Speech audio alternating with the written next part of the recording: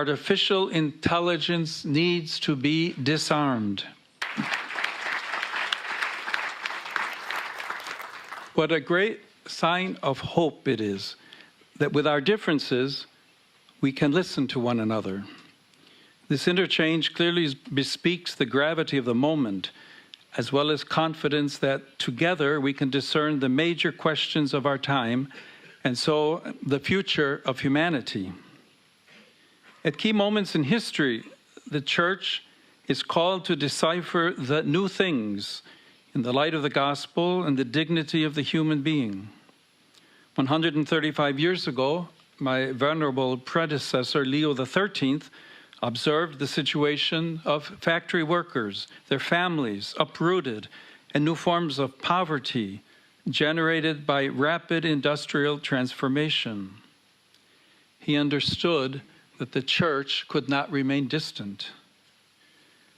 Within an epochal turning point menacing human dignity, the encyclical Rerum Novarum spoke its evangelical and social word about new things underway. Today, we find ourselves facing a transformation of similar magnitude, with perhaps even greater consequences. Artificial intelligence already touches many areas of our lives and affects decisions that shape human coexistence. It is also dramatically changing how war is waged. Like the earlier Leo, I feel entrusted to look upon another huge transformation with eyes of faith, with lucidity of reason, with openness to mystery, and with cries of the poor and the earth resounding in my heart.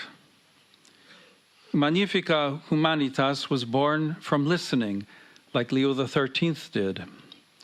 I've listened to scientists and engineers who work with sincere enthusiasm on technologies capable of alleviating immense suffering, to political leaders and public officials who have perseveringly sought just rules, to parents and teachers who are deeply concerned for the future of younger generations. Other very troubling voices have also reached me about increasingly autonomous weapons systems, practically beyond any human reach to govern them effectively. I hear very troubling accounts of algorithms that can block access to healthcare, employment, and security on the basis of data tainted by prejudice and injustice. And I've heard the silence of those who have no voice when decisions are made. Decisions likely to generate new forms of exclusion and suffering. From this listening matured a disturbing conviction expressed in Magnifica Humanitas. Artificial intelligence needs to be disarmed. The word is strong, I know, but deliberately chosen because this moment needs words capable of attracting attention, awakening consciences, and indicating paths forward for humanity. The Church has long been working for nuclear disarmament, aware that every great technical power can affect people's lives, and so must be accompanied by adequate moral discernment and public control. Nuclear disarmament remains a service to peace and the dignity of the human family.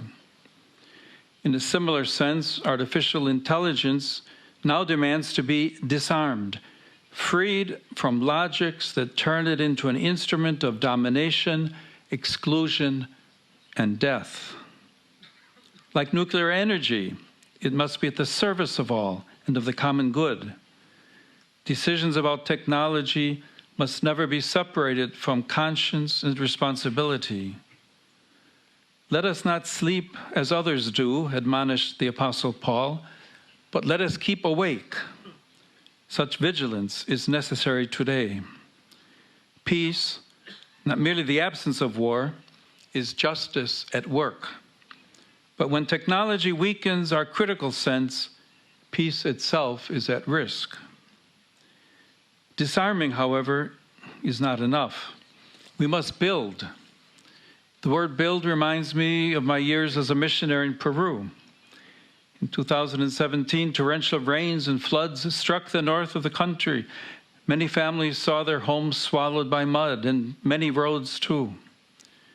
There I learned that rebuilding does not mean simply replacing what has been destroyed. It means repairing bonds, restoring trust, and reawakening hope in the future. Moreover, no one rebuilds alone. In Magnifica Humanitas, I recall the biblical prophet Nehemiah. Before the ruined walls of Jerusalem, he gathers discouraged people to bring about rebirth. The image of walls does not legitimize closures or divisions, but invites each and every one to do their part. Brick by brick, a more just coexistence takes shape, capable of safeguarding the dignity of all. Nehemiah's effort speaks to our time. Artificial intelligence can be a construction site of history from within a horizon of communion in which technical progress learns to serve human life. Let each builder choose with care how to build, warned St. Paul. He does not fear the work site, rather he warns against building without solid foundations. Let's not fear artificial intelligence, but constantly keep the question of the human in play. We cannot be careless with our most powerful technical instruments. True development, says St. Paul VI, always concerns each man and the whole man. Each means that no person can be left at the margins of digital transformation. Whole means that no one can be reduced to productivity, to cognitive performance, or to mere data. The person bears within him or herself a freedom, an interiority, and the vocation to love and worship that no machine can replace or block.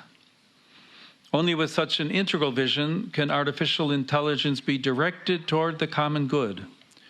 Only together, those who design systems and those affected by them, richer countries and poorer ones, institutions and individuals, power centers and peripheries, will we be able to build a future not for a privileged few, but for the entire human family.